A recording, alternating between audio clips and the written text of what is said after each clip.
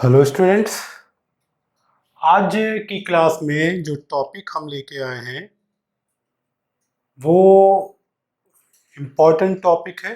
Tally point of view से भी और वैसे भी अकाउंट्स, मैनुअल अकाउंट्स के पॉइंट ऑफ व्यू से भी। यहाँ पर मैंने एक कुछ ट्रांजेक्शन्स जनरल के लिए हैं और उधर एक लेजर का परफॉर्मा बना हुआ है। तो आज हम लेजर के बारे में समझेंगे कि लेजर क्या है। देखिए, एक लेजर एक एसेंशियल बुक है किसी भी अकाउंट की। इसमें आप जो जर्नल में एंट्रीज करते हैं उसको पोस्ट किया जाता है हेड वाइज। हेड वाइज का मतलब कैश एक हेड है, कैपिटल एक हेड है, बैंक एक हेड है, परचेज, स्टेशनरी, सेल, मोहन, ये सारे हेड्स हैं। यहाँ से ये एंट्रीज पोस्ट होती हैं उस पर्टिकुलर हेड के लेजर में।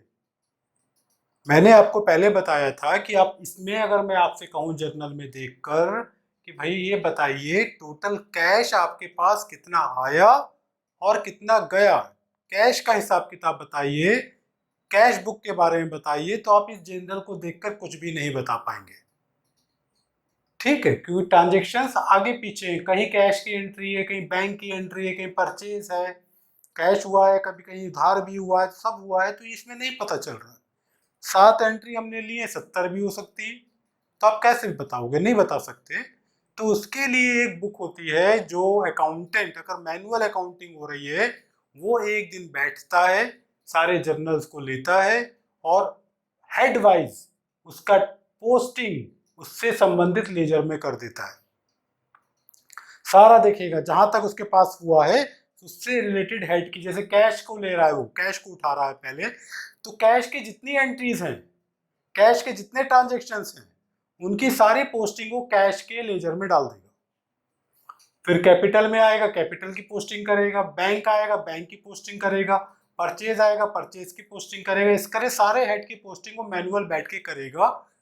टाइम टेकिंग प्रोसेस है और समय लगता है। टैली में ऐसा कुछ भी नहीं होना है। टैली में अभी तक आपने जो पढ़ा मैनुअल जर्नल एंट्रीज तक, ट्रांजेक्शन्स को बनाना, ट्रांजेक्शन को करना, वहां तक आपको करना है। उसके बाद जब आप उसमें पोस्ट करते हैं कंप्यूटर में, तो वो पोस्ट बाउचर जब डालते हैं जर्नल में, जर्नल की एंट्री को बाउचर में डालते हैं, तो वो ऑटोमेटिकली जैसे ही आप कैश डेबिट करेंगे और कैपिटल क्रेडिट करेंगे तो ऑटोमेटिकली ये कैश का ट्रांजेक्शन चला जाएगा कैश के लेजर में, कैपिटल का ट्रांजेक्शन कैपिटल के लेजर में। इसी तरह से वो अपने आप ट्रांसफर कर देगा, आपको मैनुअल नहीं करना पड़ेगा। फिर आप क्या होगा, फिर इसको हमें मैनुअल करने की जरूरत क्या है? बहुत बड़ी जरूरत है। आपने जो भी पोस्टिंग की टैली के अंदर, ठीक है, तो how will you verify that that entry is right और नॉट? भाई मैंने तो कर दी, वो चला भी गया, वो सामने दिखा भी दिया, मेरे समझ में नहीं आ रहा है कि वो सही गलत है। तो सही गलत का एक असेसमेंट करने के लिए आपको पहले उसको मैनुअल बनाना होता है। मैनुअल नहीं बनाएंगे तो आप कंफ्यूज हमेशा बना रहेंगे कि पता नहीं सही है कि नहीं। भाई अगर आपने सामने आया, लेकिन ये कैसे जस्टिफाई होगा सही? या तो आप बारीकी से सब पूरा देखे एक एक करके, अभी इतना अनुभव नहीं है, तो आपके पास एक होना चाहिए कि मैंने मैनुअल में पोस्टिंग ये की और ये आया, तो कंप्यूटर में डालने पर क्या आया। अगर दोनों सेम आ रहे हैं, इसका मतलब आपकी सोच और आप जो जिस सोच से काम कर रहे हैं वो सही है। तो मैं आपको ये सजेस्ट करूंगा कि आप जो मेन मेन लेजर्स हैं नहीं सारे बनाइए, मेन मेन लेजर्स को मैनुअल बनाइए। कैसे बनाते हैं, कैसे पोस्ट करते हैं वो बता रहा हूँ। मैनुअल बनाने के बाद उसको अपना आप बैलेंसिंग करिए, उसकी टोटलिंग करिए, और फिर कंप्यूटर में जब आप लेजर जाके पोस्ट करेंगे और अपना और उसका अपना और कंप्यूटर का लेजर देखेंगे, मैच करेगा, तो आप सोचेंगे कि आपने एंट्री ठीक की है। ठीक है, नहीं तो कंफ्यूजन रहेगा। तो मैं आपको बताने जा रहा हूँ, उसको ध्यान से कंसंट्रेट करके सुनिएगा और समझिएगा कि हमने कुछ ट्रांजेक्शन्स लिए हैं कि कैश कैपिटल से हमें मिला 1.5 लाख रुपए, बैंक में हमने जमा कर दिया 50,000 रुपए, हमने नगद सामान खरीदा 10,000 रुपए का, स्टेशनरी नगद खरीदी 5,000 की, नगद सेल किया 4,000 का। इस तरह से ट्रांजेक्शन, ये ट्रांजेक्शन हमारे पास आ गए। अब हमें पोस्ट करने हैं, तो हमने दो लेजर लिए हैं, एक तो कैपिटल का लिया है, एक कैश का लिया है। लेजर में पोस्ट करते समय इधर देखिएगा, लेजर में पोस्ट करते समय आपको क्या ध्यान रखना है, वही यहाँ पे टाइप ऑफ अकाउंट आ गया, यहाँ पर भी आपका रूल ऑफ डेबिट क्रेडिट लगेंगे। टाइप अकाउंट, कैपिटल भी रियल है और कैश भी रियल है। कैपिटल में डेबिट का मतलब होता है कम्स इन और क्रेडिट का मतलब होता है गोज आउट। कैश भी रियल है तो डेबिट का मतलब कम्स इन और क्रेडिट का मतलब गोज आउट। तो अभी कैश की एंट्रीज ज्यादा है तो कैश की पोस्टिंग करके मैं बताता हूं आपको। तो पहली एंट्री को ले रहे हैं। पहली एंट्री में कैश आपके पास आया है, कैश मिला है ट्रांजेक्शन बिजनेस शुरू करने के लिए। तो कैश जो आपको मिला है वो कैश किससे आया है, वो हेड कम्स इन हुआ है। तो हेड क्या है कैश का जिससे आया है, हेड है वो कैपिटल का। तो यहां पर आप डेट जो है डेट डाल के लिखेंगे टू कैपिटल। ये पैसा आपको कैपिटल से मिला है, कितना मिला है 1.5 लाख रुपए। बस एक एंट्री आपकी इधर यहाँ पे चढ़ेगी। समझिए, पैसा आया किससे आया, यहाँ पे चढ़ेगा कहां से आया, ठीक है, और कहां से गया। तो वो हेड जहां से आया वो हेड पड़ेगा और कहां से गया वो हेड पड़ेगा। दूसरी एंट्री देख रहे हैं, पैसा आपके पास से गया, पैसा क्रेडिट हो रहा है, कहां गया, बैंक में गया। तो जहां गया सेकंड एंट्री है बाई बैंक। बाई बैंक 50,000 रुपए। बाई परचेज, परचेज से भी गया, परचेज करेंगे तो पैसा जाएगा, तो बाई परचेज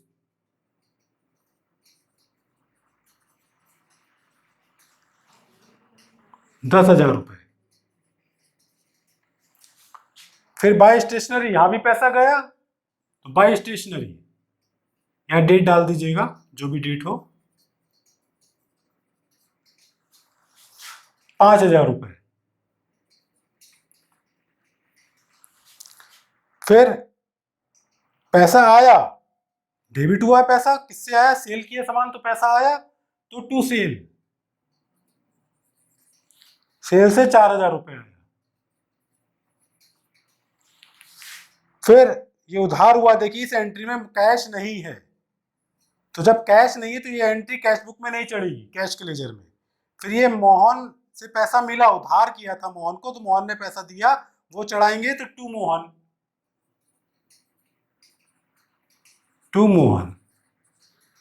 10,000 रुपए।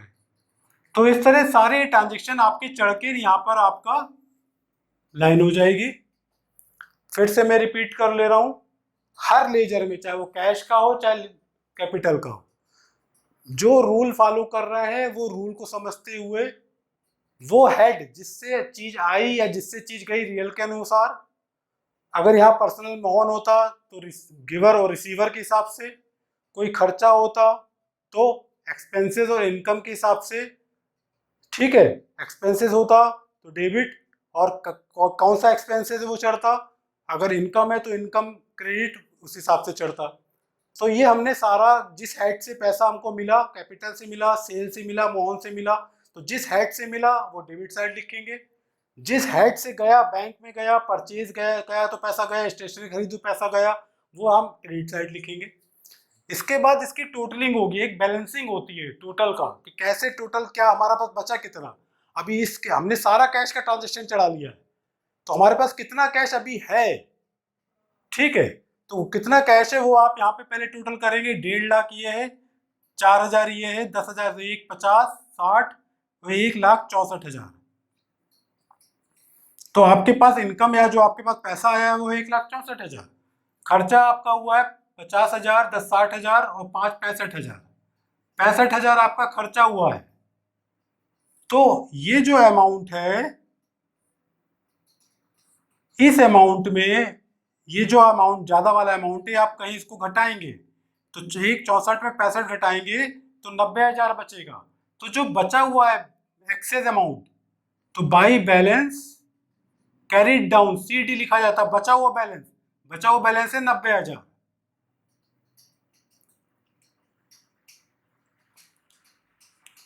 99,000, 99,000। तो 99,000 आपका बैलेंस अभी बचा है। 65,000 आपका उसमें खर्च हो गया और आपका इसमें 99,000 बचा है। और यही 99,000 नेक्स्ट उस पे नेक्स्ट अगर वो आगे करेगा अकाउंटेंट तो वो कहलाएगा by balance brought down, BD. ये बचेगा 99,000, तो 99,000 से आगे ट्रांजेक्शन स्टार्ट होगा, बाकी खर्चा हो गया वो आगे चलेगा, इस तरह से कंटिन्यू होगा। इसको हम ओपनिंग बैलेंस, बीडी का मतलब होता है, यहाँ पे बीडी का मतलब है ब्रॉट डाउन और सीडी का मतलब होता है कैरीड डाउन।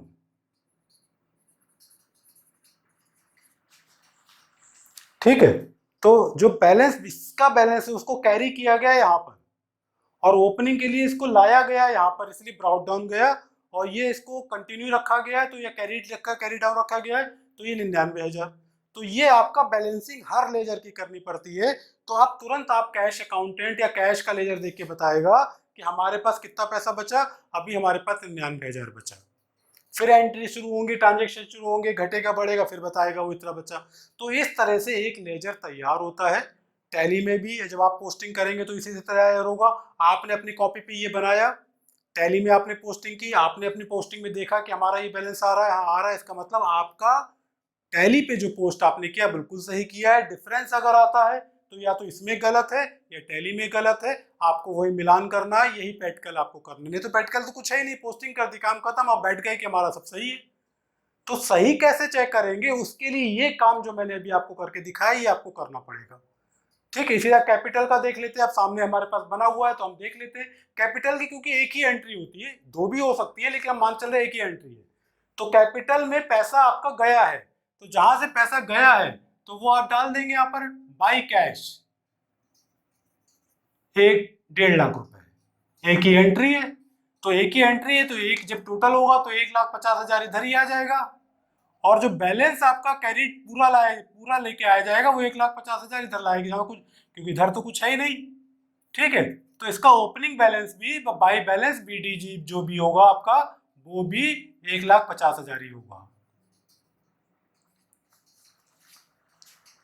तो ये बैलेंस को थोड़ा समझिएगा, कंफ्यूज मत होइएगा कि जिस तरफ कम बैलेंस होता है, ये अभी थोड़ा सा मोटे तौर पे बताए, स्टैंडर्ड लैंग्वेज में नहीं है, कि जहां बैलेंस कम है, जैसे इधर कम है तो इधर कम है तो इधर बचा हुआ बैलेंस लिखते हैं सीडी से और बचा हुआ बैलेंस जहां ज्यादा है उधर लिखते हैं बीडी से। इस तरह से आप समझ लीजिए तो कंफ्यूजन नहीं होगा, ज्यादा की तरफ बीडी और कम की तरफ सीडी लिखा जाता है। ठीक है, तो वो आपको कंफ्यूज नहीं करेगा और आप उसमें अच्छी तरह से इसको समझ लेंगे। तो ये एक तरीका है आपके लेजर बनाने का, लेजर को पोस्ट करने का। इसी तरह से अगर आप बैंक का लेजर बनाएंगे तो बैंक की एक ही एंट्री है, तो बैंक में जो पैसा आपका जहां से बैंक में पैसा गया है, बैंक को जो मिला है तो टू कैश, तो बैंक की तरफ यहाँ जाएगा टू कैश इतना। ठीक है, इसी तरह से परचेज का बनाएंगे तो भी एक एंट्री, तो टू कैश आ जाएगा एक तरफ। स्टेशनरी का बनाएंगे तो भी टू कैश, एक एक एंट्री है, तो उसमें एक एक ही एंट्री होगी। कैश में सबसे ज्यादा एंट्रीज होती है, कैश का लेजर हमेशा बड़ा बनता है। कैश को ही लेजर को कैश बुक कहा जाता है। हर अकाउंट पर्सनल के पास, हर फर्म में एक कैश बुक जरूर होती है, सारे ट्रांजेक्शन कैश और बैंक के सबसे ज्यादा होते हैं।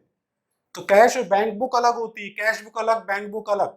तो आगे वाले लेक्चर में कैश बुक के बारे में भी बताया जाएगा, उसमें सारे कैश के ट्रांजेक्शन होते हैं और कोई एंट्री नहीं होगी, या बैंक में बैंक के ट्रांजेक्शन होंगे।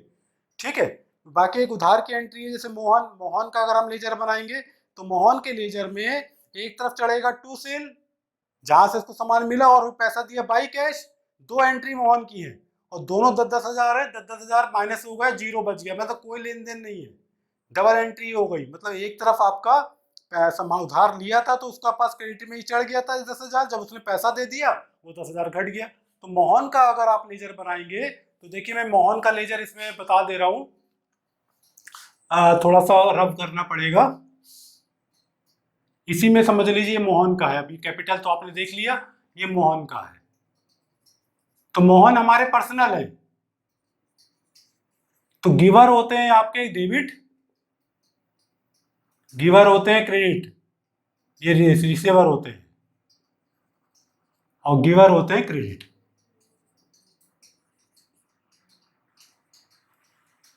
तो यहां पर आप देख रहे हैं मोहन को सामान मिल रहा है, वो रिसीवर है, जो प्राप्त कर रहा है, तो रिसीवर कहां से मिल रहा है? सेल से। तो टू सेल आप डालेंगे 10,000। फिर एक मोहन की एंट्री है, मोहन पैसा दे रहा है, ये आपका गिवर हो गया, मोहन गिवर है। तो क्या गिवर कहां से? By cash 10,000। बैलेंस ही करते हैं, 10,000 ये है, 10,000 ये है। तो अब यहां पर जब आप बैलेंस सीडी करेंगे तो भाई 10,000 से 10,000 कट गया, तो सी बैलेंस क्या होगा? जीरो, कोई बैलेंस नहीं बचा, ओपनिंग बैलेंस भी जीरो, तो इनका कोई लेन देन नहीं बचा। अगर ये कैश ना दे रहे होते तो 10,000 इनकी बैलेंस दिखाता रहता है कि इनको पे करना है। तो मोहन के अकाउंट में आप समझ जाते कि हाँ उनको सेल किया था, उनसे पैसा लेना है 10,000 रुपए, वो नहीं मिला, इसके लेजर से पता चल जाता है। अब ये पता चल गया कि सामान बेचा था और इनसे पैसा ही मिल गया, तो इसका मतलब कोई बैलेंस इनके पास नहीं बचा। तो ये एक मोहन अकाउंट का लेजर हो गया, मोहन का एक लेजर हो गया। इसी तरह सारे हेड के लेजर आप बनाएंगे और जब टैली में पोस्ट करेंगे उसका मिलान करेंगे कि मैंने जो बनाया है ठीक है कि नहीं है। अगर ठीक नहीं है तो उसको क्रॉस चेक करेंगे अपनी मैनुअल एंट्री में या फिर टैली में।